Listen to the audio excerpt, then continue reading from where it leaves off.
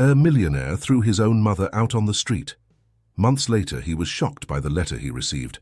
The autumn rain drummed steadily against the large windows of the Bennett mansion in Surrey, creating a melancholic symphony that matched Oliver Bennett's mood perfectly. At 35, he stood in his home office, a glass of scotch in hand, staring at the latest magazine cover featuring his success story, The Tech Wizard of London, How Oliver Bennett Built a billion-dollar empire from scratch. The irony wasn't lost on him. On what should have been a day of celebration, with his company's shares reaching an all-time high, he found himself unable to shake off the hollow feeling in his chest, the same feeling that had been his constant companion for the past 15 years, since that fateful day when his father, Elizabeth Bennet, had suffered a heart attack during their Sunday family breakfast. Master Oliver, Harrison, the family butler, knocked gently on the doorframe. "Your mother called. She won't be able to make it to dinner tonight. She mentioned something about a crafts course at the community centre running late." Oliver's jaw tightened imperceptibly. It was the third time this month his mother had cancelled their weekly family dinner. Margaret Bennet, once the embodiment of routine and stability, had been acting differently lately. More absent, more independent. He couldn't quite put his finger on what bothered him about this change, but something felt off. "Did she say anything else?" he asked, trying to keep his voice neutral. "Just that she sends her love and promises to make it up to you next week," Harrison replied, his expression carefully composed, though Oliver could swear he saw a hint of something, concern, knowledge, in the old butler's eyes. After Harrison left, Oliver walked to the large window overlooking the perfectly manicured gardens. The rain had subsided to a gentle drizzle, and the setting sun cast long shadows across the lawn.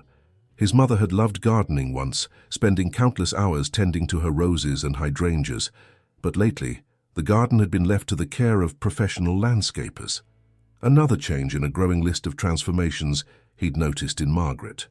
His phone buzzed with a message from Sarah, his wife of 3 years. "Don't forget about the dinner with the investors tomorrow. Shall I pick you up at 7? He typed a quick, affirmative response, grateful for her organized nature and unwavering support. Sarah had been his rock through the company's explosive growth, understanding the long hours and constant pressure that came with building a tech empire. As he scrolled through the documents, his eyes kept drifting to the family photograph on his desk. It was taken on his 20th birthday, just 2 weeks before his father's heart attack. They looked so happy, so complete. His father's arm was wrapped proudly around his shoulders, while his mother beamed at them both, her eyes twinkling with joy and pride. The sound of thunder rolling in the distance pulled him back to the present. Oliver checked his watch, 9:30 p.m. His mother would usually be home by now from her crafts course. He picked up his phone, hesitated for a moment, then dialed her number. It went straight to voicemail. "Hi, Mum, just checking if everything's all right. Call me when you can." An inexplicable unease settled in his stomach. Something was changing in their carefully ordered world, and Oliver Bennet, despite all his success and power, felt powerless to stop it. He couldn't shake the feeling that their lives were approaching a turning point, one that would test the very foundations of their family bonds. Looking out at the darkening sky once more, Oliver made a mental note to visit the community centre tomorrow. Perhaps it was time to see for himself what these craft courses were really about. After all, hadn't his father always taught him that family came first? And Margaret Bennet, the woman who had sacrificed everything to give him a chance at success, deserved nothing less than his complete attention and care. Little did he know that his mother's craft courses were about to become the least of his concerns, and that the carefully constructed walls of his world were about to face their greatest test yet. Margaret Bennet stood before the mirror in her modest flats bathroom, carefully applying a touch of lipstick, something she hadn't done in years.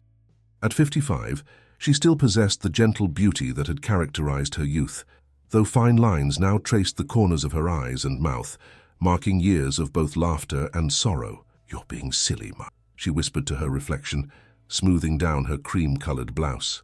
The community center's craft course would start in 30 minutes, and here she was, fussing over her appearance like a schoolgirl. But she couldn't help the flutter in her stomach when she thought about the literature discussion that always followed their crafting sessions. Professor Edward Collins had started joining their little group 2 months ago, initially just to help his sister with her knitting, but his warm voice and passionate discussions about classic literature had gradually become the highlight of Margaret's week. There was something about the way his eyes lit up when talking about Jane Austen or the Bronte sisters that made her feel young again. As she gathered her crafting supplies, her gaze fell on the old sewing machine in the corner of her bedroom, the same one she'd used to make ends meet after Elizabeth's heart attack. For years, she'd taken in alterations and created bespoke garments, working late into the night to ensure Oliver could continue his studies. The memory brought a bittersweet smile to her face. The walk to the community centre took her past the local shops and cafes of their Surrey neighbourhood. The evening air was crisp, carrying the sweet scent of autumn leaves. Margaret had insisted on keeping her small flat, even after Oliver had offered her a suite in his mansion. A woman needs her own space, she told him, though the real reason was more complex.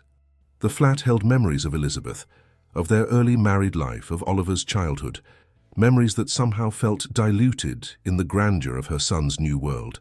Mrs. Bennet, Professor Collins's voice greeted her as she entered the community centre. He stood by the entrance, his silver hair slightly dishevelled, wearing his characteristic tweed jacket with leather elbow patches. "I brought something special for today's discussion." From his weathered leather briefcase, he produced a first edition of Pride and Prejudice. Margaret's eyes widened with delight. "Edward, that's incredible. How did you come across it?" "One of the perks of being a lifelong collector," he smiled, his blue eyes crinkling at the corners. "I thought we could share it with the group today after the crafting session." As they settled into their usual spots, Margaret couldn't help but notice how natural it felt, this easy companionship they'd developed. Edward had a way of making everyone feel comfortable, of drawing out thoughts and feelings they didn't even know they possessed.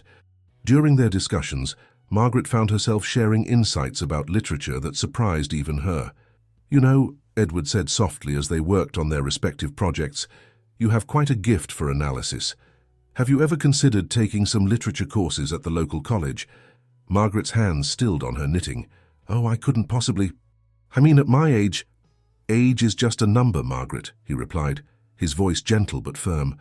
"Life doesn't stop offering us chances to grow, to learn, to—" He paused, their eyes meeting briefly before both looked away. "To begin again." The weight of his words settled in the air between them, heavy with unspoken possibilities. Margaret felt her cheeks warm, and she focused intently on her knitting needles, though her mind was far from the pattern she was working on. Later, as Edward walked her home under the starlit sky, their conversation flowed effortlessly from books to life, from past experiences to future dreams. When they reached her building, he hesitated for a moment before speaking. "Margaret, I was wondering if you might like to join me for tea this Sunday. The new cafe on High Street has an excellent selection of pastries, and I'd love to show you some more of my book collection." The invitation hung in the air, innocent yet charged with meaning. Margaret's heart raced as memories of Sunday mornings with Elizabeth flooded her mind. The shared newspapers, the quiet companionship, the gentle touches across the breakfast table. For a moment, guilt threatened to overwhelm her. But then she remembered Elizabeth's words in one of their last conversations. "Promise me you'll find joy again, Maggie. Promise me you won't let life pass you by." "I'd like that very much, Edward," she heard herself say, her voice barely above a whisper.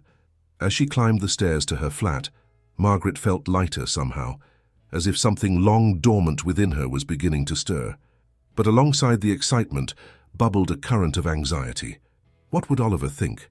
Her son, who had placed her on a pedestal of perpetual widowhood, who still spoke of his father as if he'd just stepped out of the room. Entering her flat, Margaret's eyes fell on the family photograph hanging in the hallway. Elizabeth's smile seemed different tonight, almost encouraging. She touched the frame gently, a habit she'd developed over the years. "What do you think, my love?" she whispered to the photograph. "Is it time to turn the page?" The only answer was the gentle ticking of the clock and the distant sound of London traffic. But somehow, in the quiet of her little flat, Margaret Bennet felt the first stirrings of something she hadn't dared to contemplate in years, the possibility of a new chapter in her story. The morning sun streamed through the floor-to-ceiling windows of TechVision's executive office, casting long shadows across Oliver Bennet's mahogany desk. He scrolled through the security footage from the community centre, his jaw clenching tighter with each frame. The images showed his mother and a silver-haired man walking close together, sharing intimate conversations, their body language speaking volumes. "Sir," his assistant's voice crackled through the intercom. "The board members are waiting in the conference room." "Tell them I'll be there in 5 minutes," Oliver replied, his eyes still fixed on the screen. He'd had the footage pulled under the pretense of reviewing the center's security system for a potential donation. What he saw made his stomach churn. His mother, laughing and alive in a way he hadn't seen in years, with this stranger's hand resting gently on her lower back. Sarah appeared in his doorway, elegant in her tailored suit. "Oliver, darling, are you coming? The acquisition proposal won't present itself." She paused, noting his expression. "What's wrong?" He minimized the video window quickly. "Nothing, just some personal matters." Rising from his desk, he straightened his tie and tried to push the images from his mind. But throughout the board meeting, they kept creeping back. His mother's bright eyes, her animated gestures, the way she seemed to lean into the man's presence. After the meeting, Oliver found himself driving to his mother's flat instead of returning to the office. The modest building stood in sharp contrast to the luxury he'd grown accustomed to. He'd never understood why she insisted on staying here when she could live in comfort at his estate. Margaret opened the door, surprise flickering across her face. Oliver. What a lovely, unexpected visit. She wore a pretty floral dress he'd never seen before, and there was a hint of perfume in the air. "Come in, darling." "I was just about to make some tea." Following her into the small kitchen, Oliver noticed subtle changes: fresh flowers on the windowsill, new curtains, a collection of poetry books that hadn't been there before. His mother hummed softly as she prepared the tea, another new habit that set his teeth on edge. "Mum," he started, accepting the steaming cup she offered, "I've been thinking about the community centre." "Oh?" Margaret's hands stilled momentarily before resuming their task of arranging biscuits on a plate. "Yes, I'm concerned about the amount of time you're spending there. Surely there are better ways to occupy yourself. The charity foundation I set up could use your expertise, or perhaps—" "Oliver," she interrupted gently, "I enjoy my time at the centre. It's not just about the crafts, you know. We have wonderful discussions about literature and—" "With Professor Collins." The words came out sharper than he'd intended. Margaret's face paled slightly, but she met his gaze steadily. "Yes, among others. Edward, Professor Collins, has brought a wonderful perspective to our group." "Edward, is it?" Oliver set his cup down with a clatter. "And how long has he been, Edward?" "Darling, what's this about?" Margaret's voice remained calm, but her hands twisted the tea towel she held. "I saw the security footage, Mum, the way you two act around each other. What would Dad think?" The tea towel dropped to the counter. "Your father would want me to be happy, Oliver, just as I want you to be happy with Sarah." "That's different, Sarah and I—" "How is it different?" Margaret's voice took on a steel he rarely heard. "Because I'm older? Because I've been married before? Or is it because you've put me in some sort of glass case, preserved in amber as nothing but your father's widow?" Oliver stood abruptly, his chair scraping against the linoleum floor. "He was my father. I watched him cherish you, protect you, build a life with you. And now what? You're just going to replace him with some random professor." "No one could ever replace your father," Margaret's voice softened. "Elizabeth will always be part of who I am. But darling, I'm still here. I'm still living. And Edward, he makes me feel alive again." "Alive?" Oliver scoffed. "And what about all these years? Haven't you been alive with me, with our family?" Margaret reached for his hand, but he pulled away. "Of course I have, sweetheart. You're my son, my greatest joy. But there are different kinds of alive, different kinds of love. Surely you understand that." Oliver's phone buzzed. Another board meeting. He checked it reflexively, grateful for the interruption. "I have to go." "But this conversation isn't over, Mum. You need to think carefully about what you're doing." As he reached the door, Margaret called out, "Oliver, please, don't let your grief blind you to the possibility of joy." He paused, hand on the doorknob, the words stirring something deep within him. But the image of his father's photograph, standing proud and strong on his office desk, steeled his resolve. Without turning around, he left, the door closing behind him with a quiet click. In his car, Oliver gripped the steering wheel until his knuckles turned white. The city traffic crawled around him, but he barely noticed. His mind raced with memories, Sunday mornings with his father reading the paper, family dinners filled with laughter, the proud smile on his dad's face at his university graduation. The last image was imagined, of course. Elizabeth Bennet hadn't lived to see his son receive his degree. His phone rang. Sarah again. He let it go to voicemail, knowing she'd understand. Right now he needed to think, to plan. Something had to be done about this Professor Collins situation before it went too far. Before his mother made a mistake she couldn't take back. What Oliver couldn't admit, even to himself, was that the real mistake might be his own, trying to preserve a past that couldn't be frozen in time, no matter how desperately he wished it could. The autumn afternoon painted Cambridge's historic streets in shades of gold and amber, as Margaret and Edward strolled through the university grounds. Their weekend excursion, originally planned as a simple visit to a rare book exhibition, had transformed into something more meaningful with each passing hour. "And this," Edward said, gesturing to an ivy-covered building, "is where I spent countless hours grading papers and dreaming up lecture plans.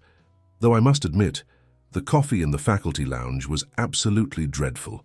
Margaret laughed, a sound that seemed to bubble up from somewhere deep inside her, somewhere that had been quiet for far too long.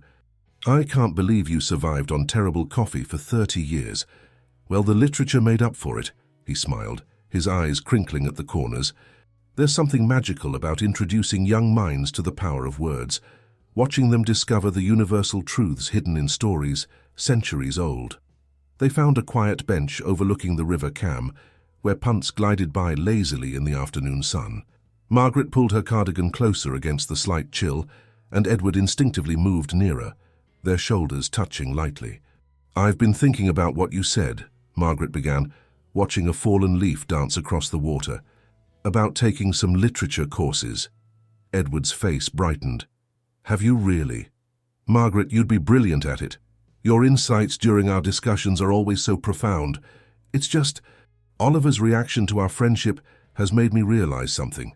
She turned to face him, her expression serious. "I've spent 15 years being defined by my loss, first as Elizabeth's widow, then as Oliver's grieving mother. Somewhere along the way, I forgot that I'm also just Margaret." Edward's hand found hers, warm and steady. "And who is Margaret? Beyond the roles she plays for others?" The question hung in the air, weighted with possibility. Margaret looked down at their joined hands, marveling at how natural it felt. "I'm not entirely sure anymore, but I'd like to find out." "I'd like to help you discover that if you'll let me," Edward said softly. Then, with a playful smile, "Though I warn you, my teaching methods can be quite unorthodox. I've been known to assign poetry readings in public parks and Shakespeare recitations over afternoon tea." Margaret squeezed his hand, grateful for his ability to blend the serious with the light-hearted. "Well, Professor Collins, I look forward to your unconventional curriculum." As they walked back through the university grounds, Edward stopped suddenly, pulling a small package from his briefcase. "I've been waiting for the right moment to give you this." Margaret unwrapped the paper carefully to reveal a leather-bound copy of Jane Eyre. Opening it, she gasped softly. It was a second edition, its pages aged but beautifully preserved. "Edward, I couldn't possibly—" "Please," he interrupted gently. "It's been sitting on my shelf for years, waiting for someone who would truly appreciate it. Besides," he added with a twinkle in his eye, "consider it required reading for your first lesson." Margaret traced the embossed letters on the cover, feeling tears prick at her eyes. The last person who had given her a book with such thought and care had been Elizabeth, a collection of poetry for their 10th anniversary. "Thank you," she whispered, meaning far more than just the book. They had dinner at a small Italian restaurant near the river, where the owner knew Edward by name and insisted on bringing them his special tiramisu. As they talked, Margaret found herself sharing stories she hadn't told anyone in years, about her dreams of becoming a writer in her youth, about the early days of her marriage, about the quiet moments of joy and struggle while raising Oliver. "You know," Edward said, swirling the last of his wine, "you remind me of Jane Eyre herself sometimes. The same quiet strength, the same deep capacity for love, the same determination to be true to yourself despite what others might think." Margaret felt her cheeks warm. "Hardly. I'm just a seamstress who raised a brilliant son single-handedly, who supported his dreams while deferring her own, who's faced loss with grace and is now brave enough to consider opening her heart again." Edward's voice was firm but gentle. "You're rather extraordinary, Margaret Bennet." The weight of his words settled around them like a warm blanket.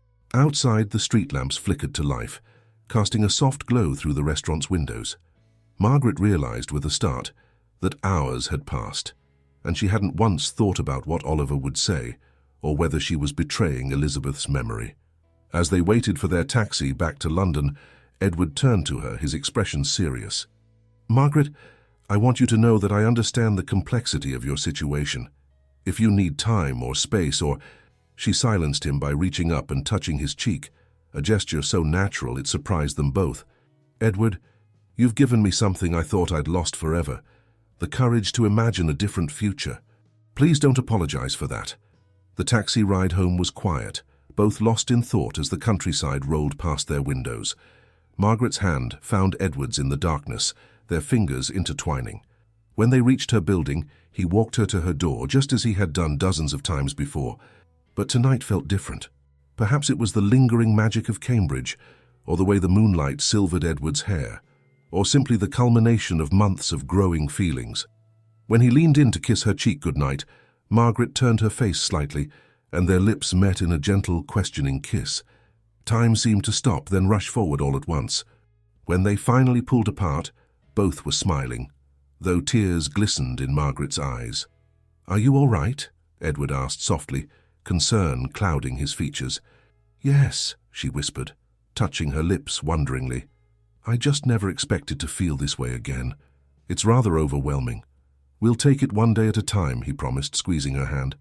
"No pressure, no expectations. Just two people discovering where this path might lead." As Margaret watched him walk away, the precious book clutched to her chest, she felt something shift inside her, a wall crumbling, a door opening, a heart remembering how to dance. She knew there would be challenges ahead, especially with Oliver, but for the first time in years the future seemed full of possibility rather than shadows. Upstairs in her flat, she placed the book carefully on her bedside table and opened it to the first page. There, in Edward's elegant handwriting, was an inscription: "To Margaret, may you find your own path to happiness, wherever it may lead. With deepest affection, Edward." She fell asleep that night with the book beside her, dreaming of autumn leaves, gentle kisses, and new beginnings. Margaret sat in her doctor's office, her hands trembling slightly as she held the test results. The words on the paper seemed to blur and dance before her eyes. Pregnancy confirmed. At 55, this was the last news she had expected to receive during a routine checkup. "Mrs. Bennet, Dr."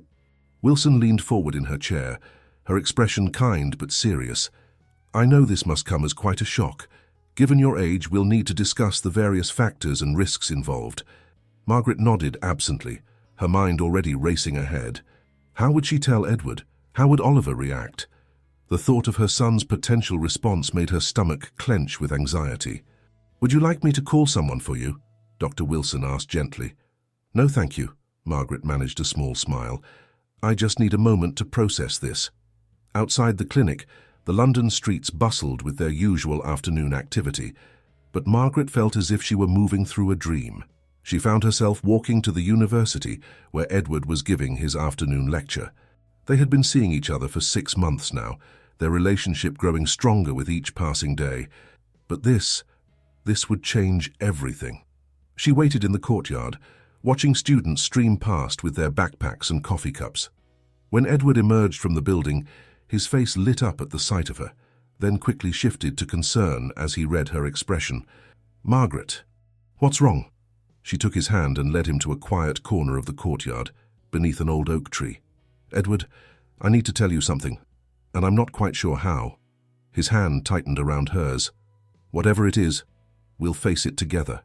Margaret took a deep breath, then simply handed him the test results. She watched as his eyes widened, scanning the paper multiple times as if to ensure he was reading it correctly. We're, he stammered, looking up at her with an expression of pure wonder. "Pregnant," she finished softly. "I know it's unexpected, and at our age—" Before she could finish, Edward had pulled her into a tight embrace. "Margaret Bennet, you amazing woman," he whispered into her hair. "Are you all right? How are you feeling about this?" The genuine concern in his voice brought tears to her eyes. Terrified, she admitted. Excited. Overwhelmed. All at once. Edward pulled back slightly, cupping her face in his hands. Whatever you decide, I'm here. This is your choice, and I'll support you completely. Margaret placed her hand over his. I never thought I'd have another child. After Elizabeth, after Oliver grew up, I thought that chapter of my life was closed. She paused, gathering her courage. But Edward, now that it's happening, I find myself wanting this baby. Is that crazy? Not crazy at all, he smiled, his eyes glistening. It's unexpected, yes, but also rather wonderful, don't you think? They spent the next hour sitting on a park bench, talking through their fears and hopes, making plans and sharing dreams.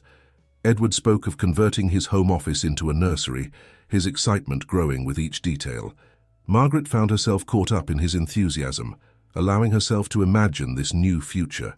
But reality crashed back as her phone buzzed with a message from Oliver. Mum, don't forget dinner tonight at the mansion. Sarah has news she wants to share. I have to tell him, Margaret said, her voice shaking slightly.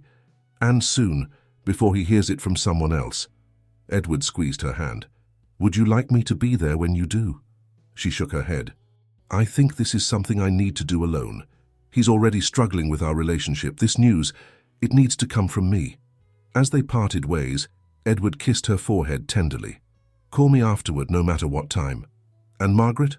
He touched her stomach gently. This is a blessing. Don't let anyone tell you otherwise.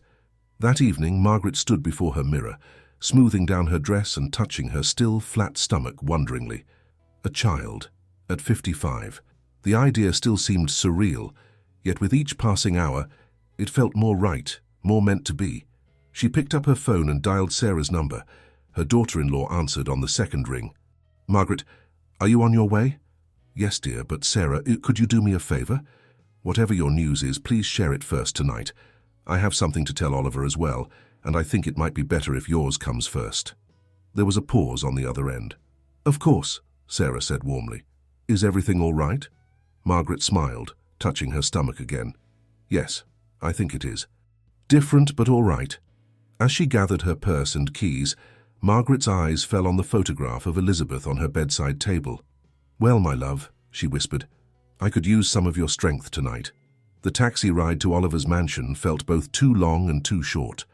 Margaret's hand rested protectively over her stomach, already feeling a fierce love for the tiny life growing within.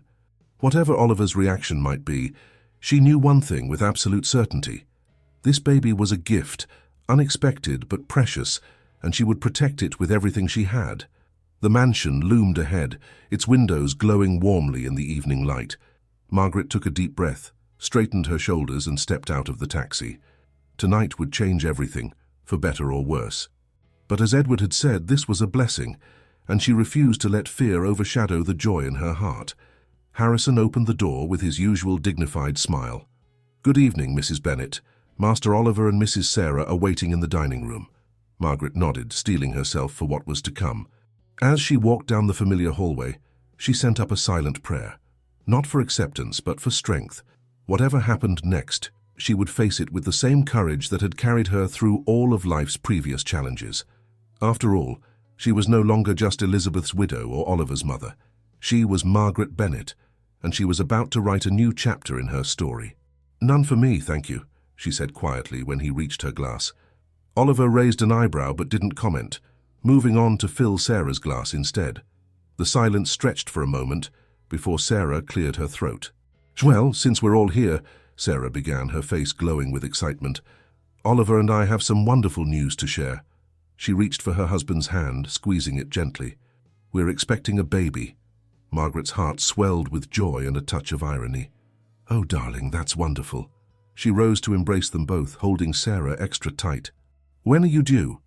Early June, Sarah beamed. We've been waiting to tell everyone until after the first trimester. You're the first to know. Oliver seemed to relax slightly, pride evident in his expression. We're hoping for a boy, though Sarah's convinced it's a girl. Mother's intuition, Sarah winked, then turned to Margaret. You said you had news too? The warmth in the room seemed to evaporate as Margaret took a deep breath. Yes, I do. She looked directly at Oliver, drawing strength from somewhere deep within. I'm pregnant too. The The silence that followed was deafening. Sarah's fork clattered against her plate, and Oliver's face went completely blank. "I'm sorry," he said finally, his voice dangerously quiet. "You're what?" "I'm pregnant," Margaret repeated, her voice steady despite her racing heart. "Edward and I—" "Edward?" Oliver's voice rose sharply. That professor? You've been—" He stood abruptly, his chair scraping against the floor. "How could you?" "Oliver." Sarah reached for his arm, but he pulled away. "No!" He began pacing, running his hands through his hair. "You're 55 years old, for God's sake, what were you thinking?" Margaret straightened in her chair. "I know this is a shock." "A shock?" Oliver laughed bitterly. "Finding out my mother has been carrying on with some random professor behind my back, and now she's... He couldn't even say the word. "What would Dad think?" "Your father would want me to be happy," Margaret said firmly, though her voice quavered slightly. "Edward is a good man, Oliver, if you just give him a chance." "A chance?" Oliver whirled to face her. "A chance to what? Replace Dad? Create some twisted new family? Not satisfied with the one you had?" "Oliver," Sarah gasped, but he continued, his voice rising with each word. "Do you have any idea what this will do to our family's reputation? To the company? Tech billionaire's mother having late-life crisis baby with professor. I can see the headlines now." Margaret stood slowly, her hands pressed against the table. "This isn't about your reputation, Oliver. This is about my life, my choices." "Choices?" He strode to the fireplace, where a large portrait of Elizabeth hung. "What about Dad's legacy? Have you forgotten him so easily?" "I have never forgotten your father." Margaret's voice cracked with emotion. "Elizabeth was the love of my life, but he's gone, Oliver. And I'm still here, still living. Well, maybe you should stop." The words exploded from Oliver before he could stop them. The room fell silent, the echo of his outburst hanging in the air like poison. Sarah covered her mouth in shock, and Margaret staggered slightly as if she'd been physically struck. "Oliver," she whispered, tears filling her eyes. "You don't mean that."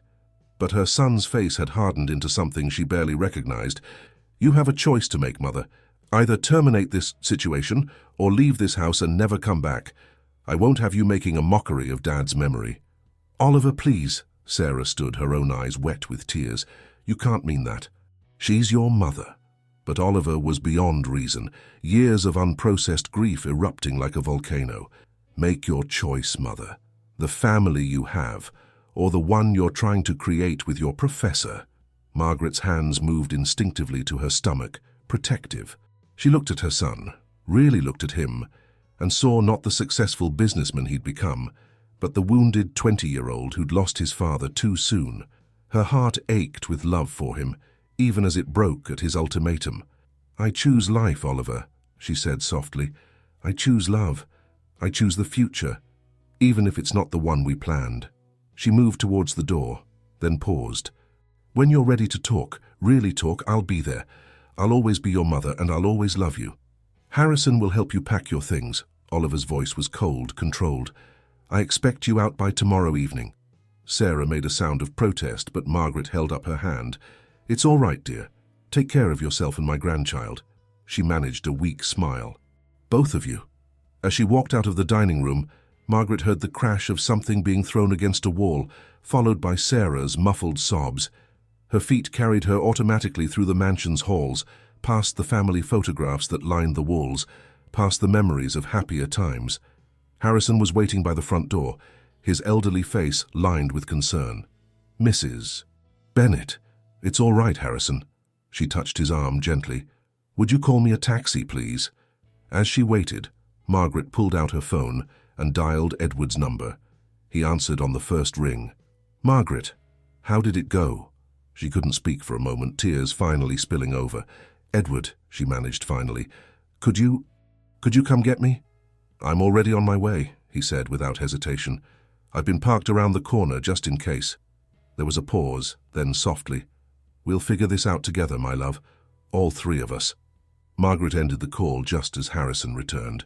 "Mrs. Bennett, if I may say, Master Oliver is very much like his father in many ways, but Mr.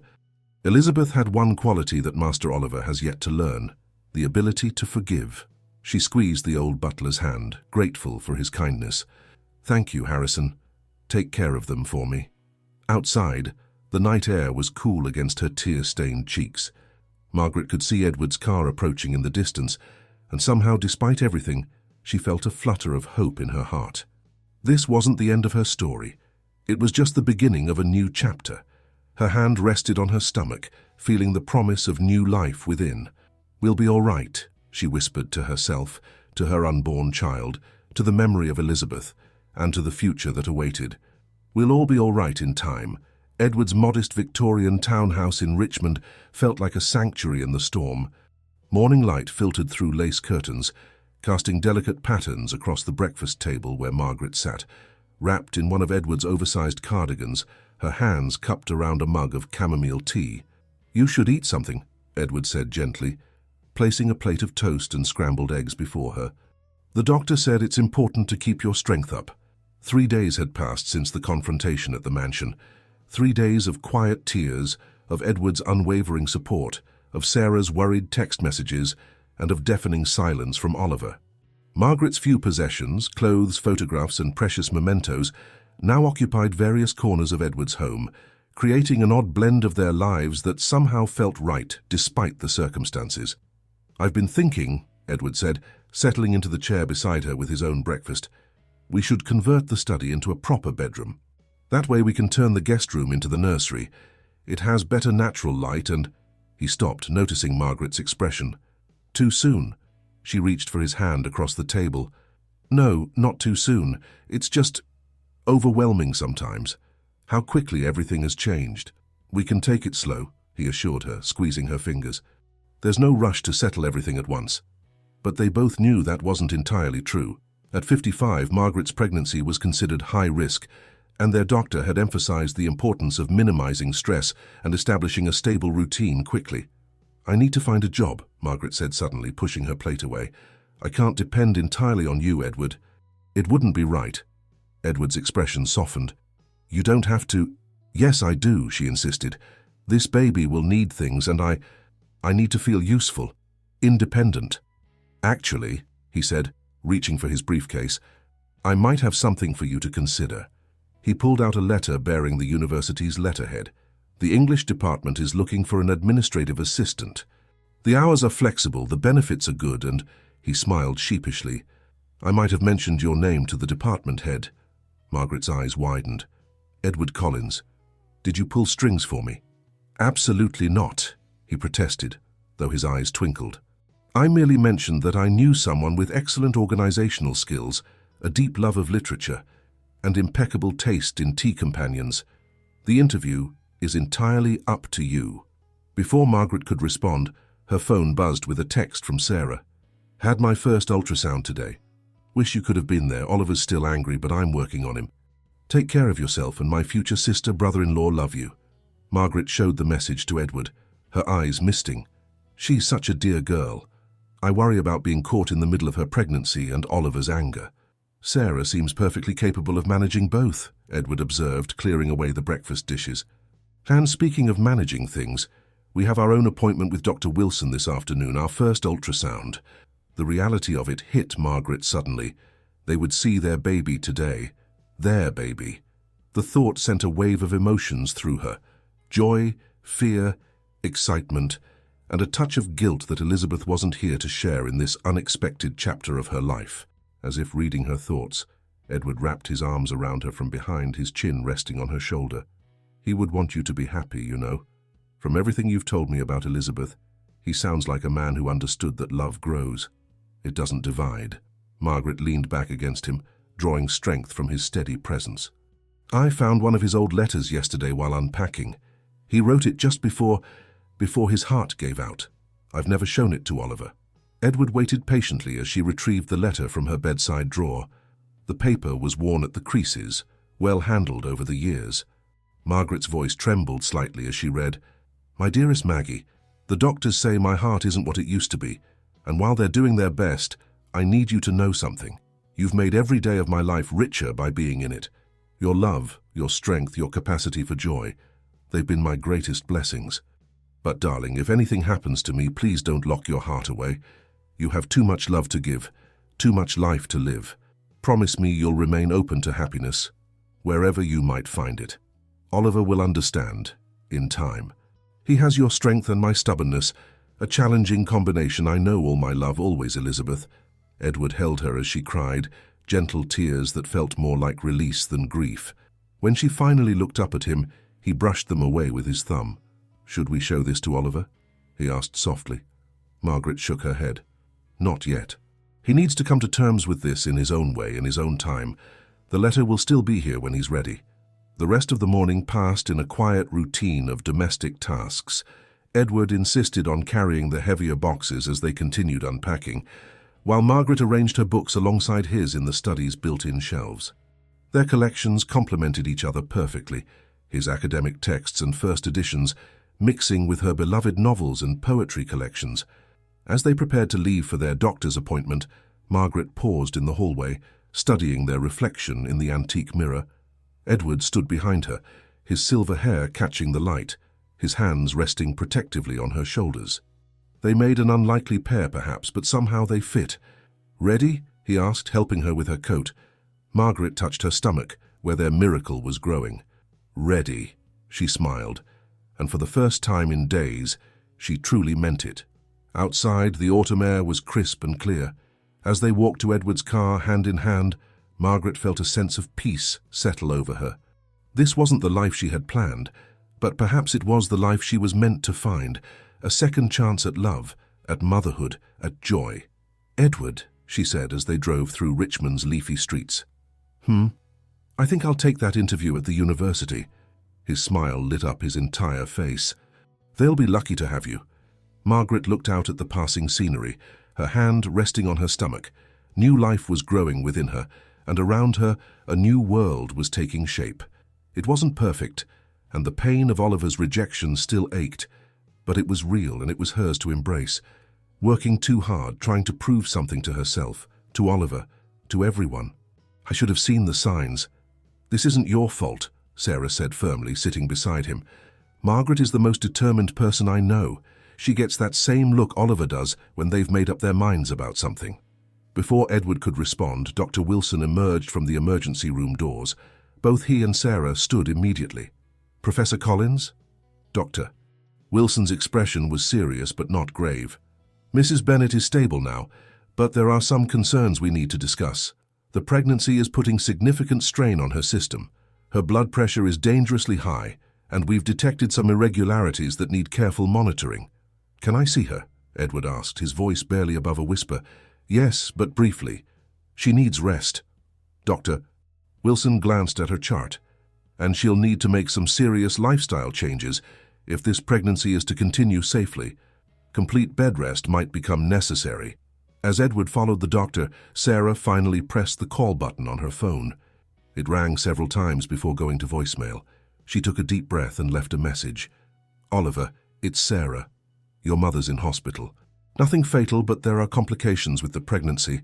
She's at St. Mary's. I know you're angry, but she needs you. We all need you. Please come." Inside the hospital room, Margaret lay propped against white pillows, looking pale but alert. Multiple monitors beeped steadily around her, and an IV dripped clear fluid into her arm. When she saw Edward, her face crumpled slightly. "I'm sorry," she whispered as he rushed to her side. "I've been so stupid trying to do everything at once." "Shh," he soothed, taking her hand carefully around the IV line. "You have nothing to apologize for, but darling, we need to make some changes." Margaret nodded, her free hand resting on her slightly rounded belly. "Dr. Wilson told me. Bed rest, reduced stress, constant monitoring." She attempted a weak smile. "Not exactly the active role I had imagined for myself." "We'll manage," Edward assured her. "I can take a sabbatical, work from home."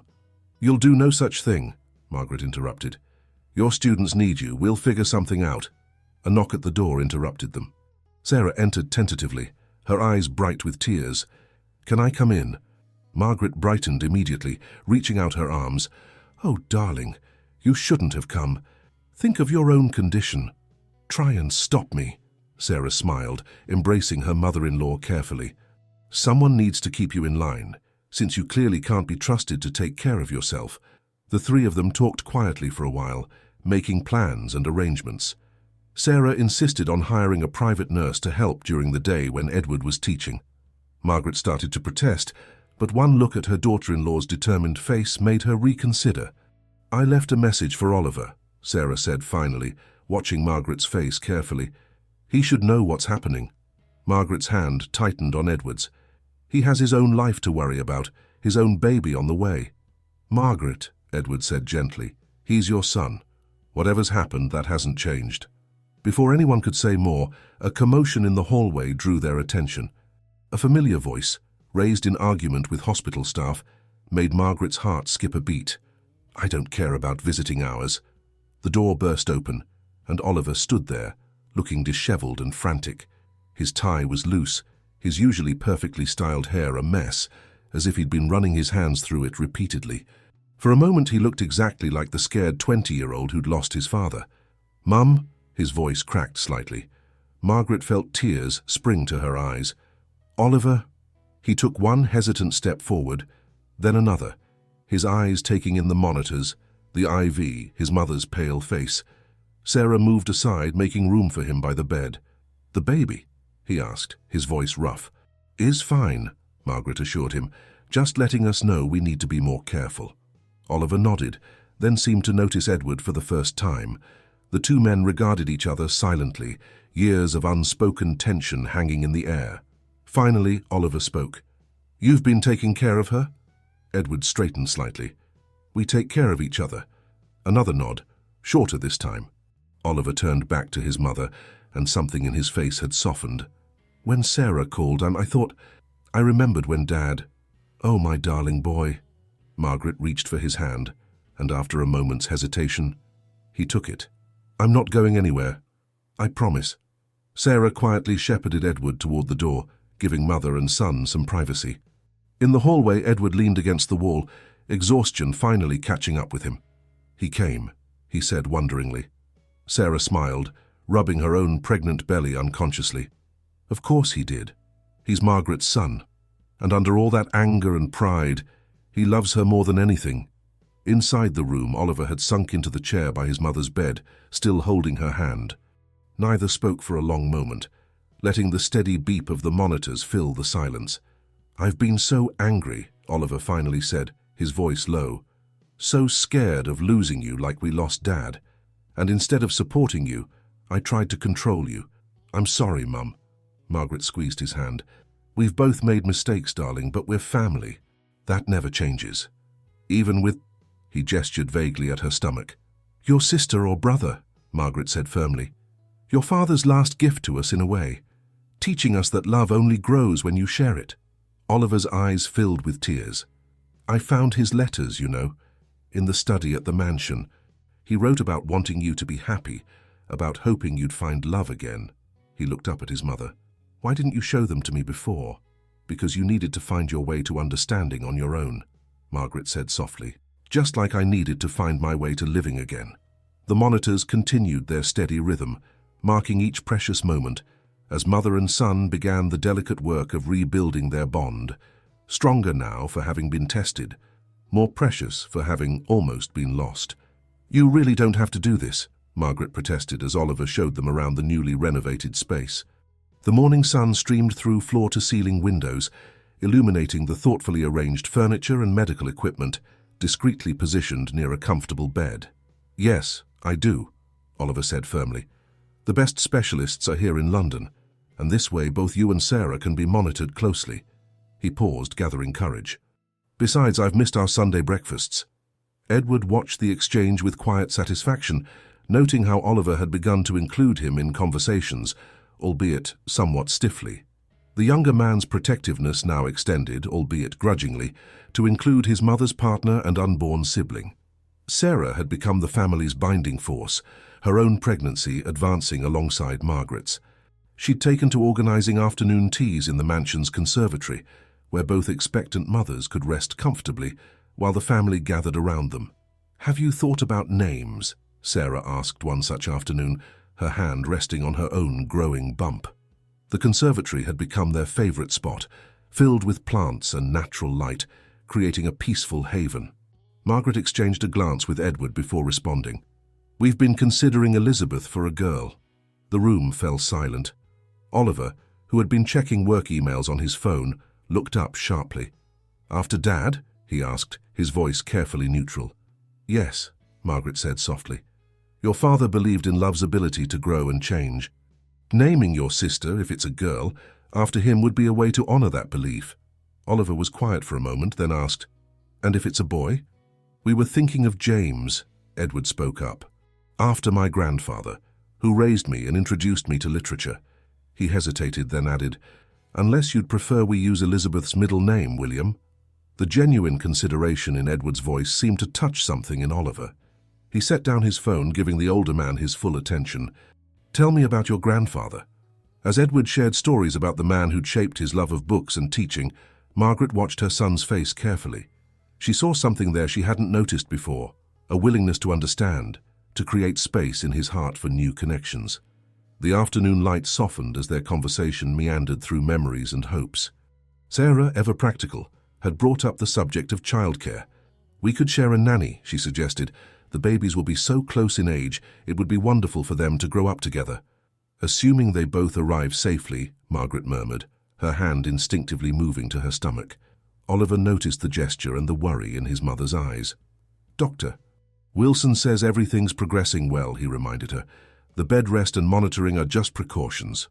"Speaking of monitoring," Edward checked his watch, "it's time for your afternoon vitals, my love." As Edward helped Margaret with the blood pressure cuff, Oliver watched their interaction. The tenderness in the older man's movements, the quiet understanding between them, it reminded him of his parents' relationship, though in a different key. "You know," Oliver said suddenly, "Dad used to check Mum's blood pressure too. She's always run a bit high when stressed." Margaret looked at her son in surprise. "You remember that?" "I remember a lot of things," Oliver smiled slightly. "Like how he used to read to you when you were ill, just like Professor Collins does now." "Edward," the older man corrected gently. "Please, call me Edward." A moment passed between the two men, something subtle but significant shifting in their relationship. "Edward," Oliver nodded, Would you be interested in seeing Dad's library? We've kept it exactly as he left it. There are some first editions I think you'd appreciate." The invitation was more than just about books, and everyone in the room knew it. Edward's eyes met Margaret's, seeing them shine with happy tears. "I'd be honored," he replied. As the men left the conservatory together, Sarah moved to sit beside Margaret on the comfortable chaise lounge. "Well, would you look at that?" she smiled. "Miracles do happen." "They do indeed," Margaret agreed, watching through the glass as Oliver showed Edward the way to the library. "Though sometimes they need a little help." Sarah patted her mother-in-law's hand. "Speaking of help, I've been thinking about the nurseries. What if we created a connecting door between them? That way the babies could grow up truly as siblings, not just half-siblings." The suggestion brought fresh tears to Margaret's eyes. "You're quite remarkable, you know that? The way you've handled all of this." "Family is family," Sarah said simply, "in all its beautiful, complicated, unexpected forms." Later that evening, as Margaret rested in their new quarters, she could hear the distant murmur of Oliver and Edward's voices from the library. They had been there for hours, discovering shared interests beyond their love for her. Edward eventually returned carrying a leather-bound volume. "How your son is quite knowledgeable about classical literature," he said, settling beside her. "He's been keeping up your husband's collection beautifully." "Elizabeth would be pleased," Margaret smiled. "He always hoped Oliver would develop a love for books." "He showed me some of Elizabeth's old letters," Edward continued carefully, "including one about his hopes for your future happiness." Margaret took her partner's hand. "And what did you think?" "I think," Edward said thoughtfully, "that I would have liked to know him. He loved you exactly as you deserve to be loved, wholly, unselfishly, with room for growth."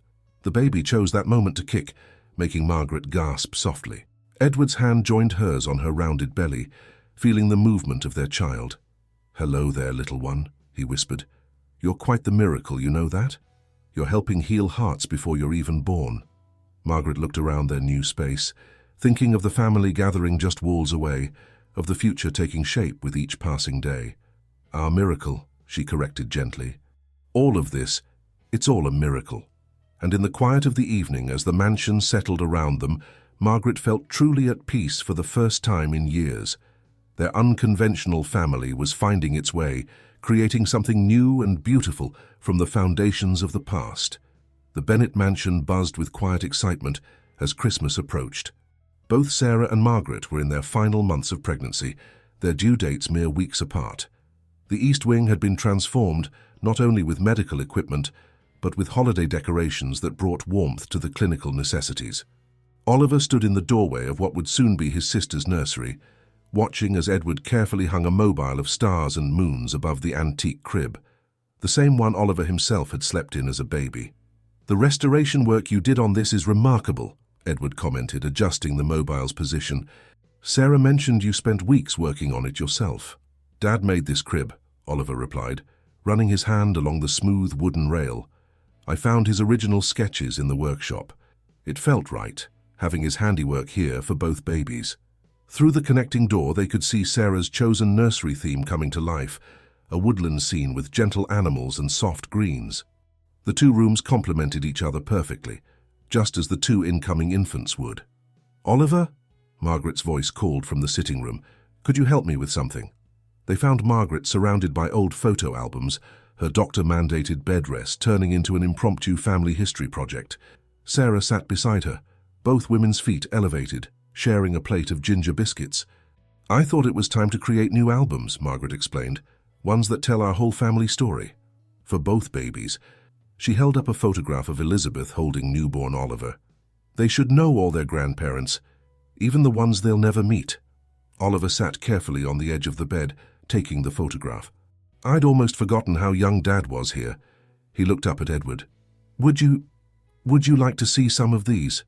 Edward pulled up a chair, genuinely interested. "I'd be honored." As they went through the albums, Margaret and Oliver shared stories about Elizabeth, his terrible jokes, his passion for woodworking, his habit of singing off-key while gardening. Edward listened intently, occasionally asking questions that showed his sincere desire to understand the man who had shaped this family before him. "Oh," Sarah suddenly exclaimed, pressing a hand to her belly. "Someone's doing somersaults in here." "This one too," Margaret laughed, reaching for Edward's hand to feel their baby's movements. "They must know we're talking about family." Oliver watched as Edward's face lit up at feeling the baby kick, and something settled in his heart. This man wasn't trying to replace his father. He was adding his own chapter to their family's story. "I've been thinking," Oliver said carefully, "about names again." He looked at his mother. "If you have a boy, I think William would be perfect. Dad's middle name, but also a new name for a new beginning." Margaret's eyes filled with tears. "You wouldn't mind?" "No," Oliver smiled softly. "Dad would have liked it, I think. A bridge between past and future." The moment was interrupted by Harrison announcing that lunch was ready. As Edward helped Margaret to her feet, Oliver supported Sarah, the four of them making their way to the dining room where the table had been set for an intimate family meal. "I received an interesting call this morning," Oliver mentioned as they settled in to eat. "The board wants to create a scholarship program for underprivileged students interested in technology. They suggested naming it after Dad." "Elizabeth would have loved that," Margaret beamed. "He always said education was the greatest gift we could give." "I was hoping," Oliver continued, glancing at Edward, "that you might help develop the literature and humanities portion of the scholarship. Your experience in education would be invaluable." Edward nearly dropped his fork in surprise. I would be honored. Thank you, Oliver." Sarah squeezed her husband's hand proudly. The gesture wasn't lost on Margaret, who watched her son with growing pride. He was becoming not just a successful businessman, but a man who understood the importance of building bridges and healing wounds. Later that afternoon, as snow began to fall outside, the family gathered in the conservatory. The glass ceiling offered a perfect view of the swirling flakes, while keeping them warm and cozy inside. Edward had brought his grandfather's old copy of A Christmas Carol and was reading aloud, his rich voice bringing Dickens' words to life. Margaret, resting on her customary chaise, watched her expanding family with contentment. Sarah was curled up against Oliver on the sofa, both of them absorbed in Edward's reading. The Christmas tree in the corner sparkled with lights, and beneath it, presents were already piling up for the babies. "God bless us, everyone," Edward finished, closing the book gently. "One more chapter?" Sarah asked, stifling a yawn. "I think it's time for both mothers-to-be to rest," Oliver said firmly, helping his wife to her feet. As Edward assisted Margaret back to their suite, Oliver called out, "Don't forget, doctor's appointments tomorrow for both of you. I've arranged for the specialist to see you both." "Yes, sir," Margaret saluted playfully, making everyone laugh. In their private space, Edward helped Margaret settle into bed, arranging pillows to support her back. "Happy?" he asked softly. Margaret took his hand, placing it on her rounded belly where their child moved beneath. "More than I ever thought possible." She paused, then added, "Elizabeth would have liked you, you know. You both share the same belief in the power of love to heal and grow." Edward kissed her forehead tenderly. "Our children will be blessed," he said. "They'll have so many kinds of love surrounding them, the love of those here and the love of those watching over them."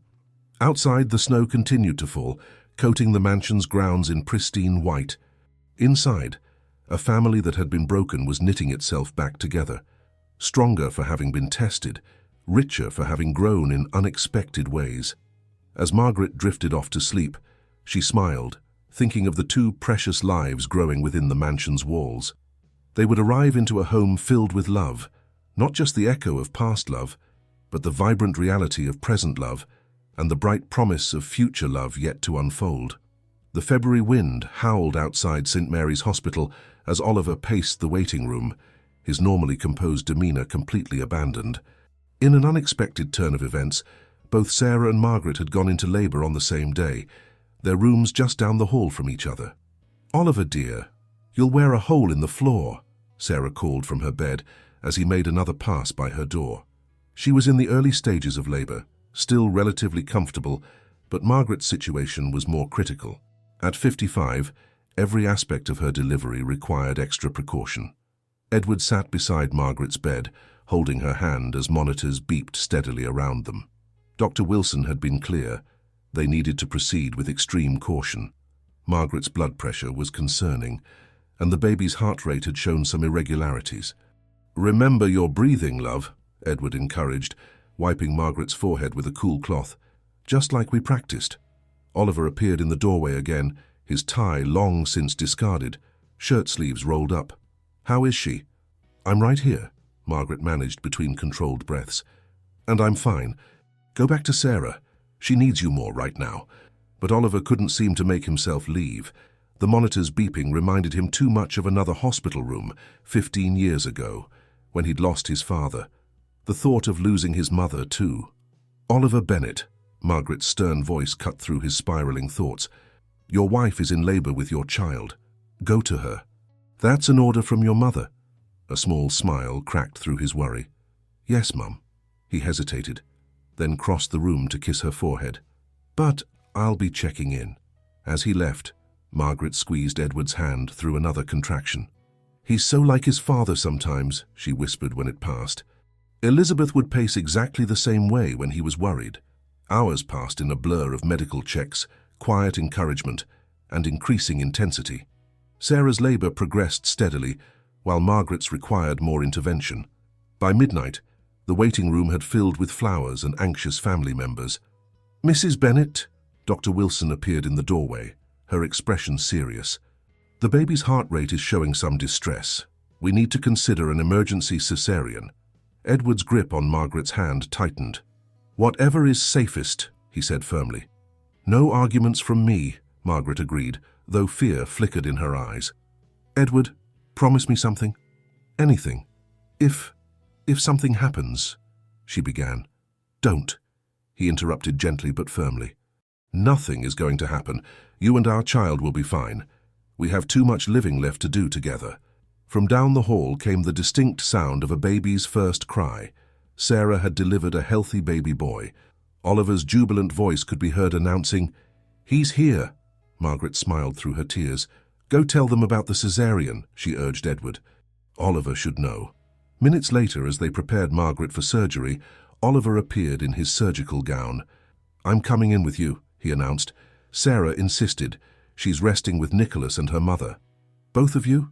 Margaret looked between her son and partner.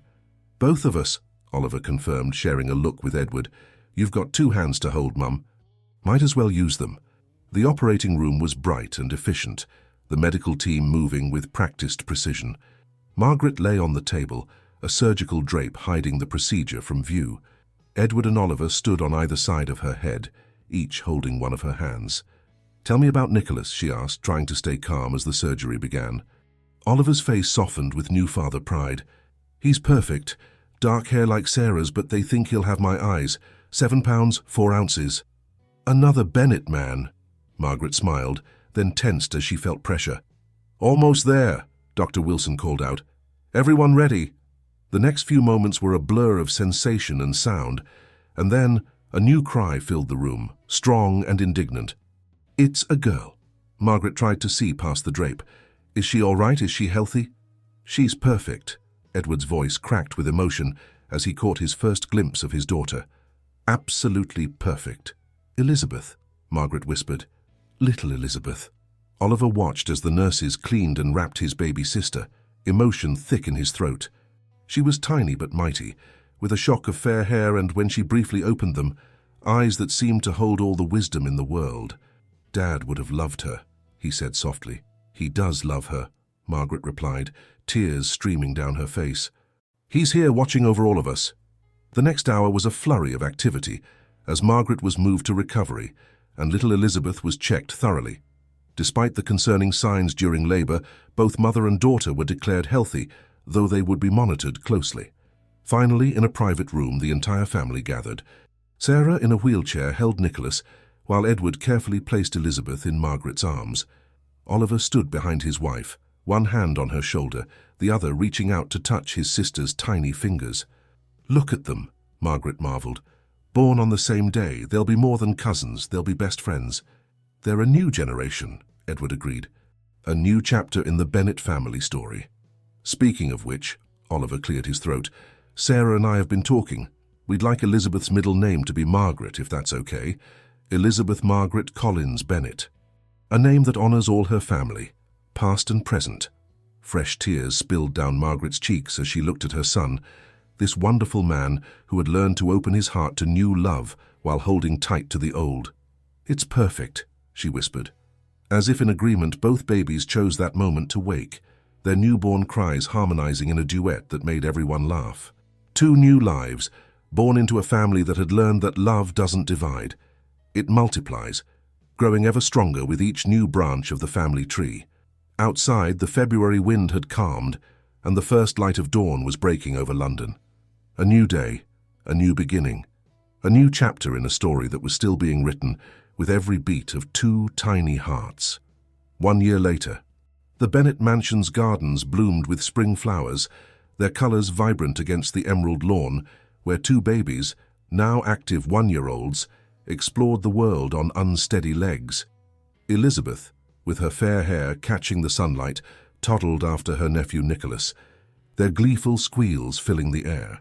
Margaret sat on the terrace, Edward's hand resting comfortably in hers as they watched the children play. The past year had transformed them all in ways none could have predicted. The parallel journeys of the 2 babies had woven their family closer together, creating bonds that transcended traditional definitions. "Careful, Nick," Sarah called out as her son attempted to climb onto a garden bench. Oliver swept in quickly, scooping up both children in his arms, their laughter echoing across the garden. "Just like his father," Margaret observed, smiling. "Oliver used to climb everything in sight." The afternoon sun cast long shadows across the lawn as the family gathered for their weekly Sunday tradition. What had once been a source of tension, those missed dinners when Margaret first met Edward, had evolved into a cherished ritual. The dining room table, extended to its full length, bore witness to their growing family's joy. "I found something interesting while organizing Dad's old study," Oliver announced as Harrison served the dessert. He pulled out a weathered envelope. "It's dated just a few weeks before his heart condition worsened." Margaret recognized Elizabeth's handwriting immediately. Oliver cleared his throat and began to read. "My dear family, if you're reading this, time has moved forward as it must. Oliver, my son, I hope you've learned that love is not a finite resource to be guarded, but an endless well that grows deeper with every heart it touches. Margaret, my beloved, I hope you found the courage to embrace joy again. You deserve every happiness this life has to offer. To whoever has been blessed enough to join our family after me, thank you for understanding that love creates room for more love. A family is not diminished by new additions. It is enriched by them. With all my love, Elizabeth." The table fell silent as Oliver finished reading. Edward squeezed Margaret's hand, noticing the tears in her eyes. But these were not tears of sadness. They were tears of gratitude, of joy, of love fulfilled. "Dad knew," Oliver said softly, looking at his mother and Edward. "Somehow, he knew you'd need this letter, that we'd all need it."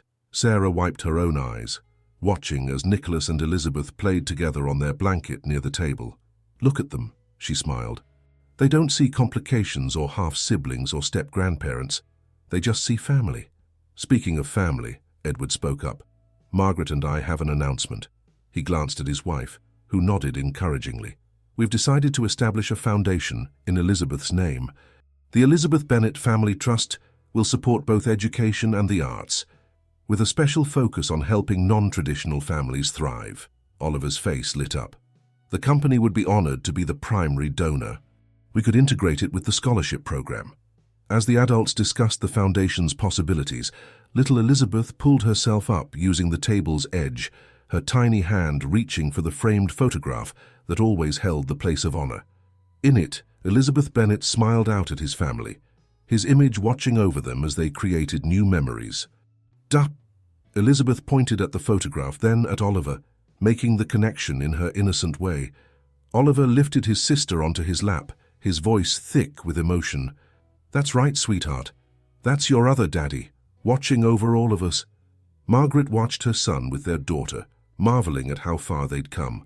The angry, hurt young man who had once forbidden her happiness had grown into a loving brother, son, and father who understood that family was not about replacement, but expansion. As the evening drew to a close, the family moved to the library, now a perfect blend of Elizabeth's collected works and Edward's literary treasures.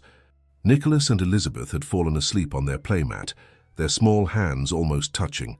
"I've been thinking," Oliver said, breaking the comfortable silence, "about what Dad wrote in his letter, about love creating room for more love." He looked around the room at Sarah cradling their sleeping son, at Edward and Margaret sitting close together, at his baby sister peaceful in her dreams. He was right. Our hearts don't have limited space. They grow to hold everything we're blessed enough to receive. Margaret reached out to touch his hand. "Your father would be so proud of you, darling, of the man you've become, of the father you are, and the brother," Edward added quietly. "You've been an amazing brother to Elizabeth." The setting sun painted the library in shades of gold, illuminating the family photographs that now lined the walls. Old memories beside new ones, Elizabeth's smile watching over pictures of christenings, first steps, and family gatherings. Sarah gathered Nicholas in her arms, careful not to wake him. "Same time next Sunday." "Always," Margaret smiled, lifting Elizabeth gently. "Our Sunday family traditions continue." As the family bid their good nights, Margaret lingered in the library with Edward. They stood before Elizabeth's portrait, their sleeping daughter between them. "Thank you," she said softly to her late husband's image, "for teaching us that love never ends, it only changes shape." She turned to Edward, her eyes bright with happiness. "And thank you for helping me believe in new beginnings." Edward kissed her gently. "Here's to life's unexpected gifts," he whispered. Outside, the spring evening settled softly over the Bennet mansion. Inside, a family that had once been fractured by grief now stood strong, bound together by a love that had learned to embrace both memory and possibility, past and future, old bonds and new beginnings. And somewhere, Margaret liked to think, Elizabeth was smiling, knowing that his final wish had been granted. His family had not only survived, but thrived, growing in ways that none of them could have imagined, but all of them now cherished. For in the end, they had all learned the truth he had known all along, that love, in all its forms, was the greatest miracle of all.